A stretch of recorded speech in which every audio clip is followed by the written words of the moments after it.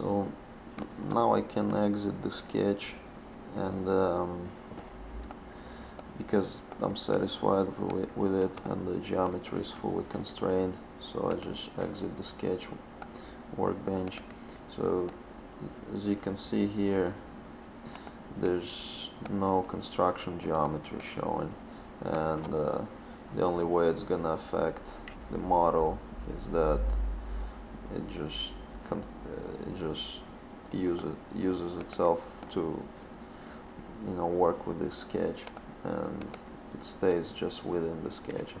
So what I'm gonna create I'm almost ready to create the surface element like I have on this model here, but in order to do that,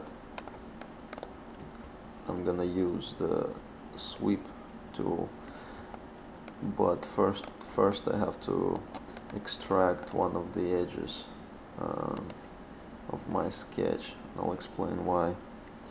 So I go to extract, and no propagation element to extract. I select this edge, I hit OK. So now I have a line here, the extracted line, and I'm gonna create a plane,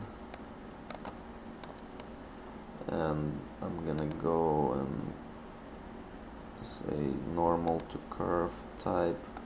The curve, I'm gonna select the extract, and the point by default it's middle, so that's good, and that's what I need. The reason why I created this plane, I just want to create a cross section here, to sketch a cross section on this plane, so I can actually sweep something around this sketch. So I'm gonna hit sketch button, reference type, I'm gonna select this plane, and in the origin type I'm gonna select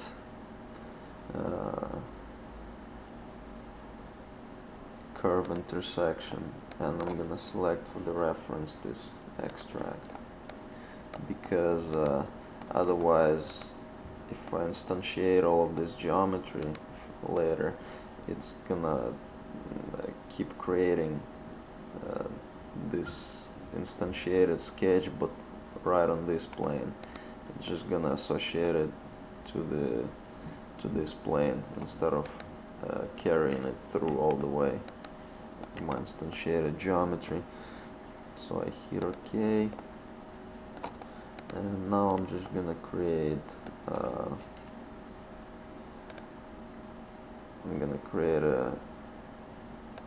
just a rectangular shape, and by default it created me the horizontal and vertical constraints.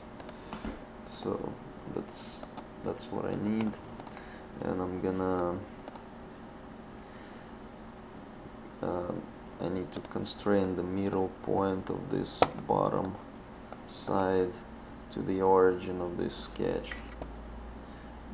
To find it, I'll go to absolute, to sketch, to the absolute axis, and I'm gonna control click the origin. I'm going to the constraint definition, and I click coincidence, and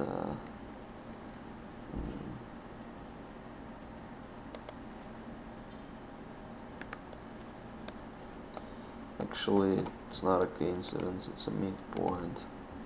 So hit OK. So now my rectangular shape is constrained to the origin of it.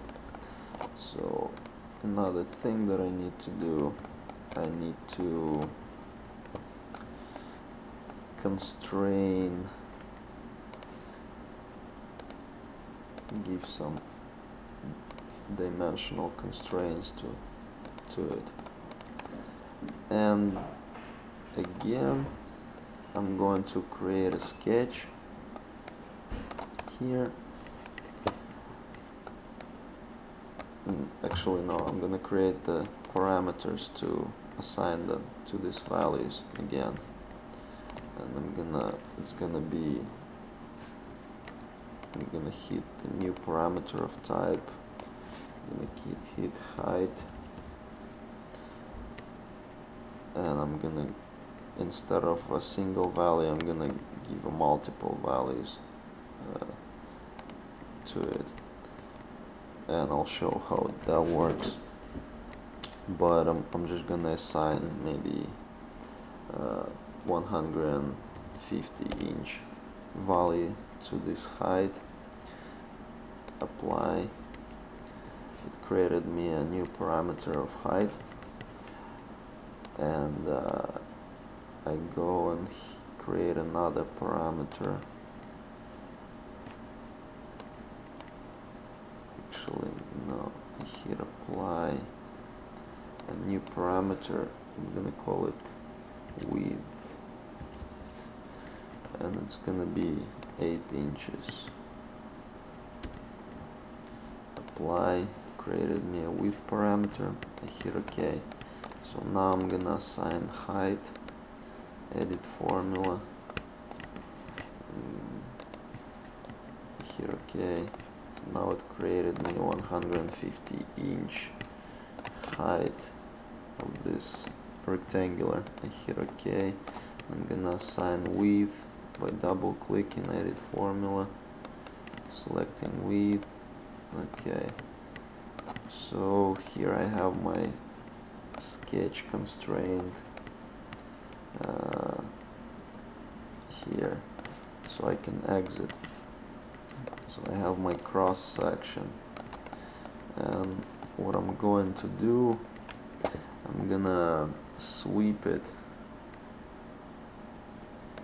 I'm gonna select sweep, the subtype with reference surface. I'm gonna select the profile by selecting the sketch, and the guide curve is going to be my sketch 1. So now I can hit preview, and it gave me a really nice clean surface. Here we have it on the specification tree. So I hit OK. I'm fine with that surface, and now I'll show you how that multiple value works in the parameter. Let's say I want to change the height. I go to the height parameter, and in this value window, I'm just right clicking it,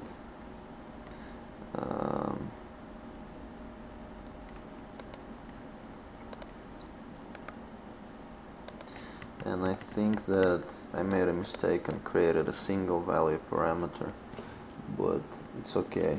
I'm gonna right click and say add multiple values.